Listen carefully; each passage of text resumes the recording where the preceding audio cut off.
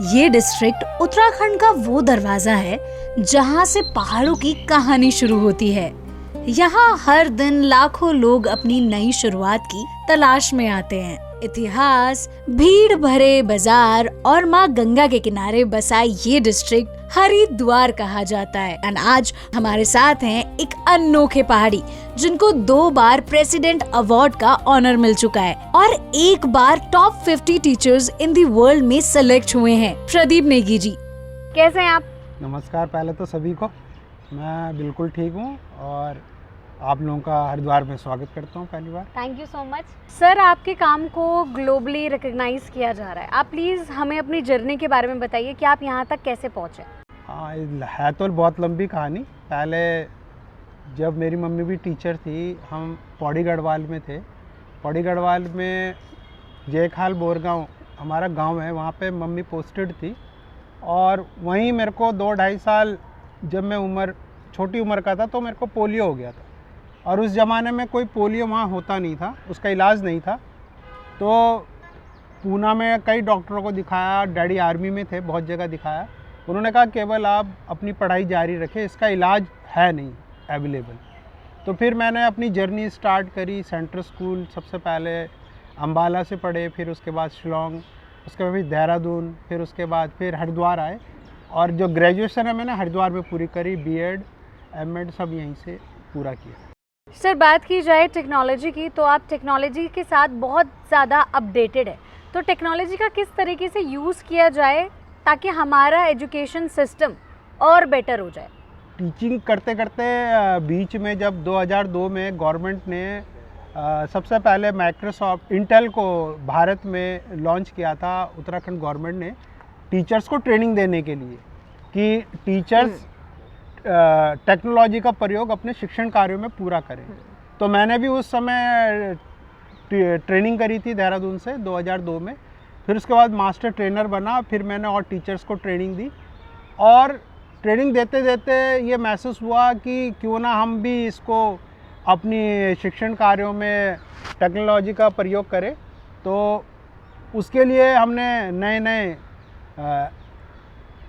Information technology का इस्तेमाल किया, एजुकेशन ऐप का इस्तेमाल किया।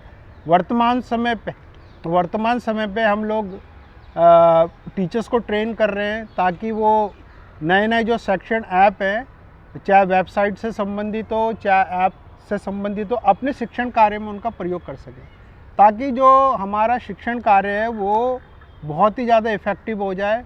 बच्चे उसमें इंटरेस्ट लें, मल्टीमीडिया का हम इस्तेमाल करें ताकि हमारे जो आउटपुट निकले शिक्षण में वो बेहतर निकले और हम लोग एक प्राइवेट स्कूल, जो एक सरकारी स्कूल के बच्चे होते हैं, प्राइवेट स्कूल के बराबर अपने को समझें। बिल्कुल सही बात है सर। आप सिलेक्ट हुए for top 50 finalist globally for teachers में, तो कैसा कैसा इवेंट होता है ये, क्या क्या इसमें होता है, प्लीज़ हमें बताइए।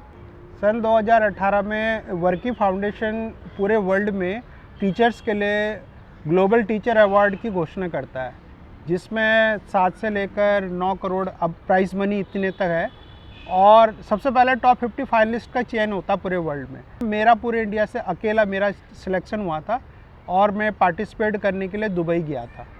तो वहाँ टॉप 50 फाइनलिस्ट में मेरा सिलेक्शन होने के बाद वहाँ पे मैंने अपना प्रेजेंटेशन दिया और वहाँ पर उन लोगों ने सम्मानित भी किया। प्रथम पोजीशन में मैं नहीं आया, लेकिन इंडिया को रिप्रेजेंट मैंने वहाँ पे किया था। तो ये भी एक गर्व का विषय था उस समय कि 35-40 हज़ार लोगों में से मेरा सिलेक्शन हुआ था इंडिया में से। आपने कैसे इनोवेटिव वे में बच्चों को पढ़ाया, कुछ अलग तरीके से जो आप हमारे साथ शेयर कर पाए? यही मैंने आपको बताया कि सबसे पहले आज तो आप सब देख रहे हैं कि इंटरनेट पे सब कुछ अवेलेबल हो रहा है। पहले इंटरनेट पे जो चीज़ अवेलेबल होती थी मोस्टली इंग्लिश में होती थी। तो मैंने सबसे पहले अपने जितने भी मेरे इकोनॉमिक्स के पार्ट थे उनको मैंने मल्टीमीडिया में कन्वर्ट किया। उनको इकोनॉमिक्स के नाम से वेबसाइट बनाई, फिर मैंने यूट्यूब चैनल बनाया बच्चों के लिए। और कोरोना काल में ऑनलाइन पढ़ाई ना केवल मैंने अपने विद्यालय के बच्चों की कराई, बल्कि मेरे साथ अन्य स्कूल के बच्चे भी शामिल हुए। जहाँ टीचर को टेक्नोलॉजी इस्तेमाल करने में दिक्कत थी कोरोना के पीरियड में, वहाँ पे गूगल मीट के माध्यम से मैंने कम से कम 4 विद्यालय के बच्चों को जोड़ा और उन्हें लगातार पढ़ाया ऑनलाइन। तो उससे क्या हुआ कि बच्चों को भी उससे लाभ मिला और टेक्नोलॉजी का प्रयोग करने से सबसे फ़ायदा ये मिलता है कि बच्चे इसमें इंटरेस्ट दिखाते हैं। आप वीडियो को 2-3 बार देख सकते हो और उसको सेव कर सकते हो। नोट्स उसमें मैंने डाले थे बच्चों के लिए और ना केवल नोट्स बल्कि उसमें इंटरैक्टिव एक्टिविटीज़ भी है। तो जो वेबसाइट मैंने बना रखी है बच्चों के लिए उसमें बच्चे नोट्स भी डाउनलोड कर सकते हैं, क्विज़ कर सकते हैं, हर पार्ट के बाद क्विज़ है, अपना असेसमेंट कर सकते हैं ऑनलाइन और साथ ही साथ उनको अपना फीडबैक मिल जाता है। इंटरैक्टिव एक्टिविटीज़ है, हॉट स्पॉट वाली एक्टिविटीज़ हैं, बहुत सारे उसमें एप्लीकेशन मैंने इस्तेमाल किए हैं ताकि एक पूरा पैकेज बच्चों को मिले। सर उत्तराखंड में बहुत सारे ऐसे स्कूल्स हैं जहाँ पर टीचर अवेलेबल नहीं है, तो वहाँ पर बच्चे ऐसा क्या करें कि वो सब कुछ पढ़ सके, आसानी से नॉलेज गेन कर सके? हाँ, इसके लिए हमारी सरकार भी प्रयास कर रही है और हमारा एजुकेशन डिपार्टमेंट भी। उन्होंने हर ऐसे जो रिमोट विद्यालय हैं जहाँ पे टीचर्स कम है, एक तो क्लस्टर विद्यालय बनाए जा रहे हैं जहाँ पे सारी सुविधा बच्चों को मिलेगी। जहाँ टीचर अवेलेबल नहीं है वो भी वहाँ पे मतलब अवेलेबल होंगे। और दूसरा, कुछ विद्यालय ऐसे हो सकते हैं जहाँ पे टीचर अवेलेबल ना हो लेकिन वहाँ पे मोबाइल या नेट की सुविधा अवेलेबल हो। तो ऐसी जगह में सरकार स्मार्ट बोर्ड प्रोवाइड कर रही है विद्यालयों को। तो वो स्कूल क्या कर सकते हैं कि ऑनलाइन के माध्यम से पढ़ाई कर सकते हैं। जैसे मैंने कोरोना काल में 5-6 स्कूलों को पढ़ाया तो मेरा सारा मटेरियल किससे ऑनलाइन है। तो अगर हम ये जानकारी बच्चों को पहुँचाए या बहुत सारी हमारी एजुकेशन वेबसाइट हैं, जैसे NCERT ने बना रखी ई पाठशाला ऐप है और कई सारे दीक्षा है, दीक्षा का भी मैं रिसोर्स पर्सन हूँ, उसमें मैं बहुत सारे ई कंटेंट बनाए हैं। तो दीक्षा बहुत अच्छा ऐप है अपने आप में और हमारे साथ के बहुत सारे टीचर ई कंटेंट बना रहे हैं उसमें। तो दीक्षा के माध्यम से पढ़ सकते हैं।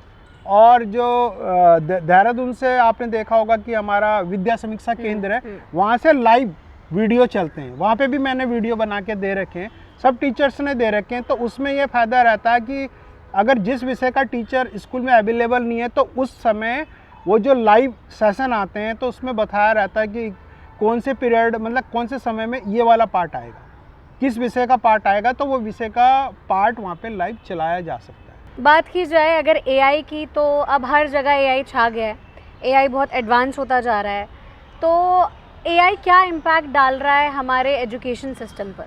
जैसे आप जानते हैं कि आजकल AI का सब जगह बहुत जोर है और जितने भी विदेशी या फॉरेन कंट्रीज़ हैं वो AI टेक्नोलॉजी को 6ठी क्लास से आरंभ कर रहे हैं। जापान हो गया, चाइना हो गया, तो हम क्यों पीछे रहे?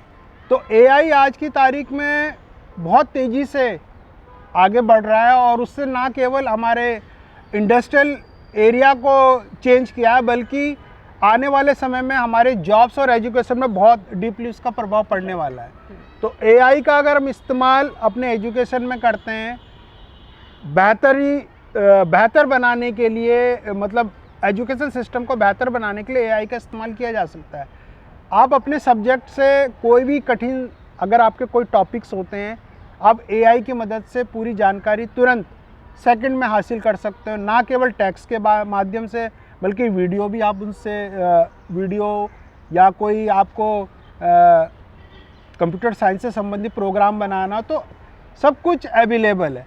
आप इमेज से वीडियो बना सकते हो, वीडियो से आप टेक्स्ट जनरेट कर सकते हो। अपने सब्जेक्ट को और इंटरेस्ट बनाने के लिए आप AI का इस्तेमाल कर सकते हो। तो आज ना केवल आपको बल्कि आपके बच्चों को भी AI सीखने की ज़रूरत है ताकि हम लोग संसार में और देशों से पीछे ना रहे। एजुकेशन के मामले में अपने को टेक्नोलॉजी अपडेट करना बहुत ज़रूरी है आज की तारीख। Exactly right. दिस इज एक पहाड़ी ऐसा भी on super hits 93.5 red FM। बजाते रहो। तू एक पहाड़ी ऐसा भी।